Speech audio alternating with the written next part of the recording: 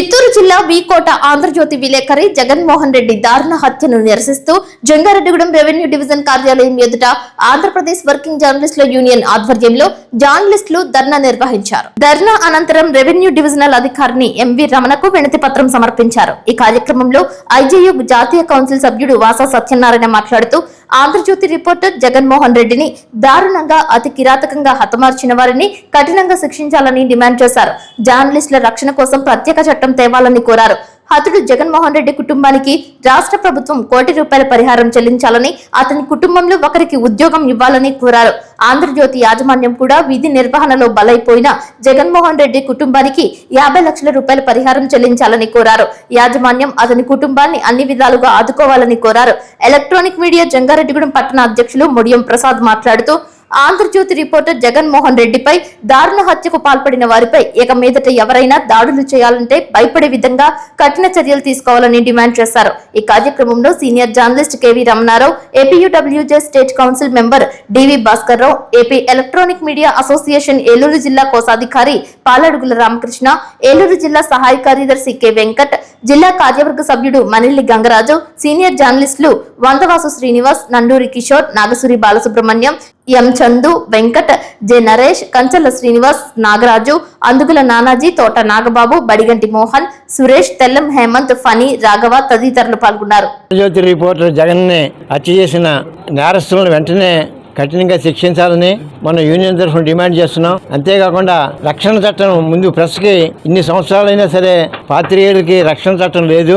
రక్షణ చట్టాన్ని ఇటు రాష్ట్ర ప్రభుత్వం, కేంద్ర ప్రభుత్వాలు కూడా తీసుకొచ్చి వెంటనే అమలుపరచాలని కోరుతున్నాం. అలాగే జగన్ కుటుంబాన్ని ప్రభుత్వం ఆదుకోవాలని విజ్ఞప్తి చేస్తున్నాం. ఇటువంటి అకృత్యాలు, హత్యలకి జరగకుండా భవిష్యత్తులో కఠినమైన చర్యలు తీసుకోవాలని, కఠినమైన నిబంధనలు ఏర్పాటు చేయాలని ప్రభుత్వాలను కోరుతూ అతని కుటుంబానికి సానుభూతి తెలుపుతున్నామండి. పై జరిగిన దాడిని మేము విలేకరుల యూనియన్ తరఫున ఖండిస్తున్నాము.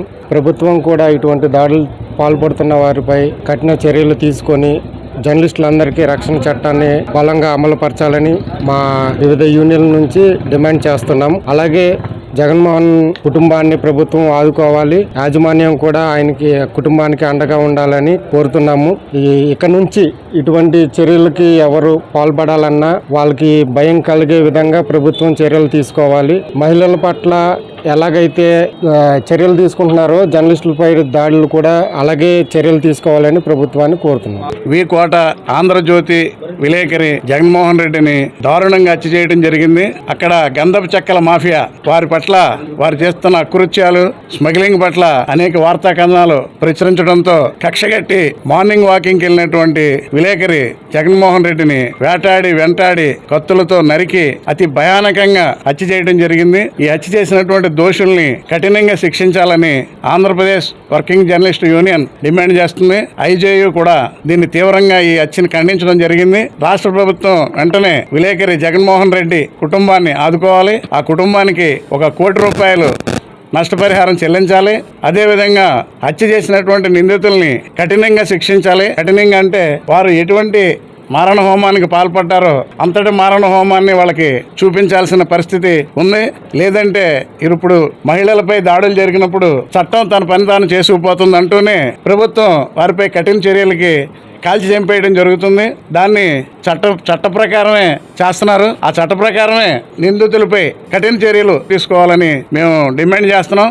ఆంధ్రప్రదేశ్ వర్కింగ్ జర్నలిస్టుల యూనియన్ ఆధ్వర్యంలో ఈరోజు జంగారెడ్డిగూడెం ఆర్డీఓ కార్యాలయం వద్ద ధర్నా నిర్వహించి ఆర్డీఓ గారికి మెమరాండం ఇవ్వడం జరుగుతుంది. మరి ఈ రాష్ట్రంలో జర్నలిస్టులకి ప్రొటెక్షన్ యాక్ట్ అంటే రక్షణ చట్టం ఒకటి వెంటనే తీసుకురావాలని ముఖ్యమంత్రి గారిని కోరుకుంటున్నాం. వారు ఈ హత్యని తీవ్రంగా ఖండించడం జరిగింది, వారి దృష్టిలో కూడా ఉంది. కాబట్టి ఇటువంటి హత్యలు, దారుణాలు పునరావృతం కాకుండా కఠిన చర్యలు తీసుకోవాల్సిన అవసరం ఎంతైనా ఉందని మరి జర్నలిస్టులందరి తరఫున ముక్తకంఠంతో కోరుకుంటున్నాం. అంతేకాకుండా ఆంధ్రజ్యోతి పత్రికలో చాలా కాలంగా పనిచేస్తూ వారికి సేవలు అందిస్తూ విధి నిర్వహణలో దారుణంగా హత్య కాబడినటువంటి జగన్మోహన్ రెడ్డి కుటుంబాన్ని యాజమాన్యం కూడా ఆదుకోవాలి. యాజమాన్యం కూడా కుటుంబానికి ₹50 లక్షల పరిహారం చెల్లించి ఆ కుటుంబానికి ఒక ఉద్యోగం కల్పించాలని, ప్రభుత్వం కూడా అవసరమైతే ఆ కుటుంబంలో ఒకరికి ఉద్యోగం ఇవ్వాలని చెప్పి యూనియన్ తరఫున జర్నలిస్టులందరం ఈరోజు డిమాండ్ చేస్తున్నాం.